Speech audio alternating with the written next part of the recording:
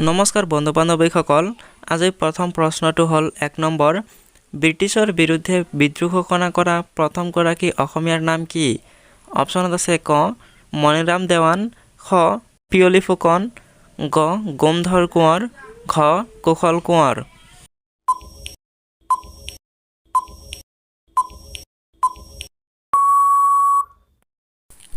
শুদ্ধ উত্তৰটো হ'ব গ গোমধৰ কোঁৱৰ 2 নম্বৰ প্ৰশ্নটো হ'ল শ্ৰীমন্ত শংকৰদেৱৰ কোন চনত জন্ম হৈছিল অপচনত আছে ক 1939 খ্ৰীষ্টাব্দত খ 1449 খ্ৰীষ্টাব্দত গ 1559 খ্ৰীষ্টাব্দত ঘ 1669 খ্ৰীষ্টাব্দত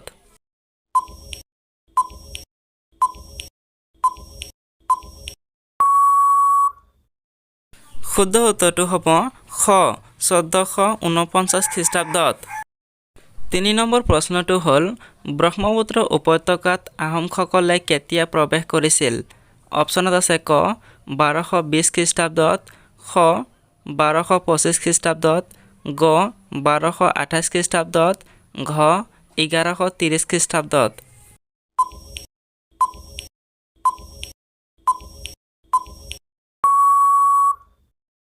শুদ্ধ উত্তৰটো হ'ব গ 1228 খ্ৰীষ্টাব্দত 4 নম্বৰ প্ৰশ্নটো হ'ল আহোম ৰাজত্বকালত প্ৰথমখন ৰাজধানীৰ নাম কি অপচনত আছে ক গোসাইগাঁও খ ৰংপুৰ গ চৰাইদেউ ঘ নলবাৰী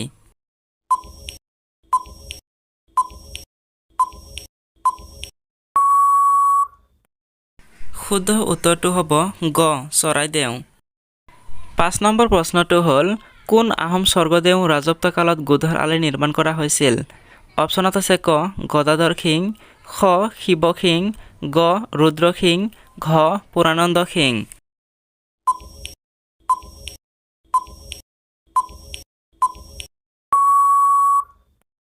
শুদ্ধ উত্তৰটো হ'ব ক গদাধৰ সিং 6 নম্বৰ প্ৰশ্নটো হ'ল গুৱাহাটীৰ নৱগ্ৰহ মন্দিৰ কোনখন পাহাৰত অৱস্থিত অপচনত আছে ক নীলাচল পাহাৰত খ কালা পাহাৰত গ অগ্নিগড় পাহাৰত ঘ চিত্ৰাচল পাহাৰত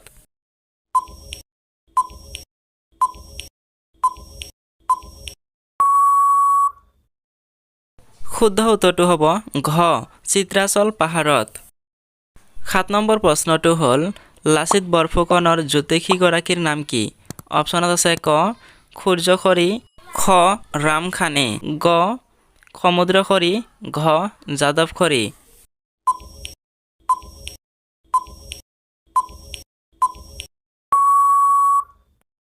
শুদ্ধ উত্তৰটো হ'ব গ সমুদ্ৰখৰি 8 নম্বৰ প্ৰশ্নটো হ'ল শ্ৰীমন্ত শংকৰদেৱৰ ৰচিত আটাইতকৈ সৰু গ্ৰন্থখনৰ নাম কি অপচনত আছে ক গুণমালা খ কীৰ্তন গ দশম ঘ কালীয় দমন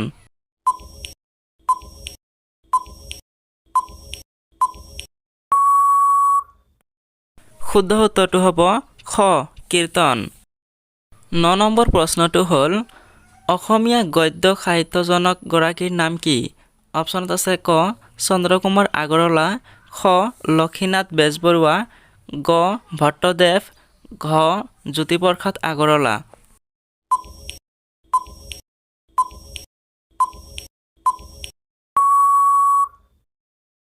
শুদ্ধ উত্তৰটো হ'ব গ ভট্টদেৱ 10 নম্বৰ প্ৰশ্নটো হ'ল অসমীয়া মহিলাই কাপোৰত সাধুকথা ৰচিব পাৰে বিখ্যাত উক্তিটো কাৰ আছিল অপচনত আছে ক ডক্টৰ ৰাজেন্দ্ৰ প্ৰসাদ খ বি আৰ আম্বেদকাৰ গ মহাত্মা গান্ধী ঘ জৱাহৰলাল নেহেৰু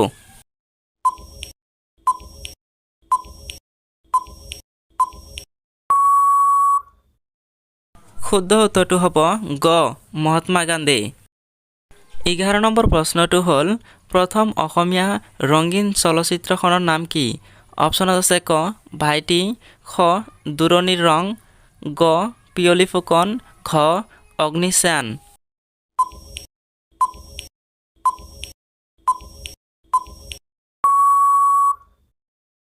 শুদ্ধ উত্তৰটো হ'ব ক ভাইটি 12 নম্বৰ প্ৰশ্নটো হ'ল শৰাইঘাট দলং কোন চনত নিৰ্মাণ কৰা হৈছিল অপশ্যনত আছে ক 1948 চনত, খ 1952 চনত, গ 1962 চনত, ঘ 1964 চনত।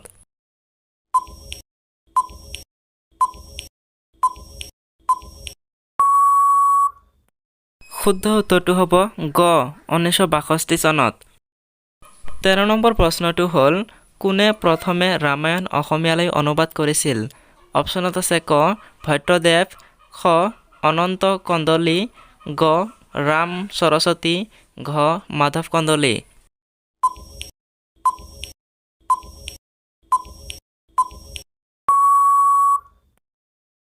শুদ্ধ উত্তৰটো হ'ব খ অনন্ত কন্দলি। 14 নম্বৰ প্ৰশ্নটো হ'ল শিক্ষাৰ ক্ষেত্ৰত কোনখন দেশ 1 নম্বৰত আছে? অপশ্যনত আছে ক কানাডা, খ আমেৰিকা, গ চীন, ঘ ৰাছিয়া।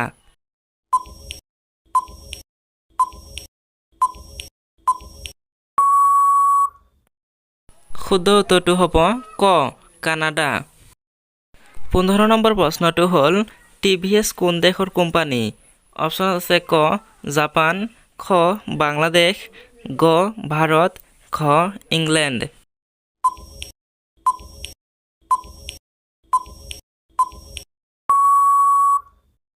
শুদ্ধ উত্তৰটো হ'ব গ ভাৰত। 16 নম্বৰ প্ৰশ্নটো হ'ল আধাৰ কাৰ্ড কোন বছৰৰ পৰা আৰম্ভ হৈছে? অপশ্যনত আছে ক 2007 চন, খ 2005 চন, গ 2021 চন, ঘ 2012 চন।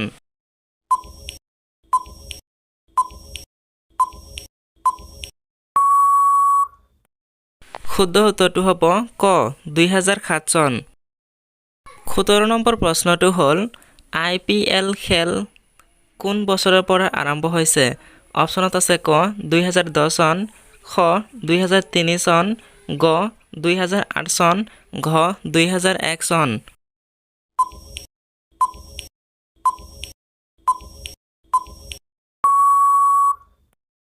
শুদ্ধ উত্তৰটো হ'ব খ 2003 চন। 18 নম্বৰ প্ৰশ্নটো হ'ল অসম প্ৰদেশ কেতিয়া গঠন কৰা হৈছে?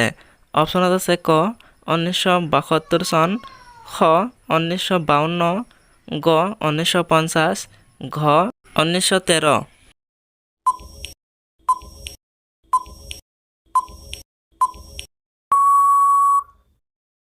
শুদ্ধ উত্তৰটো হ'ব গ 1950 চন।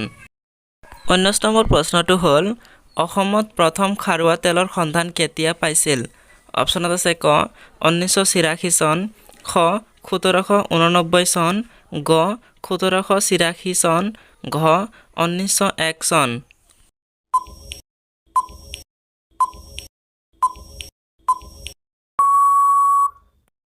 শুদ্ধ উত্তৰটো হ'ব ক 1886 চন।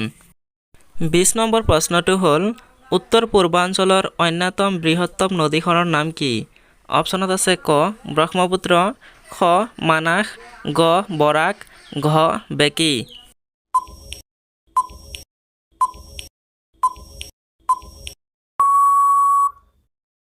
শুদ্ধ উত্তৰটো আপোনালোকে কমেণ্ট কৰি জনাই দিব।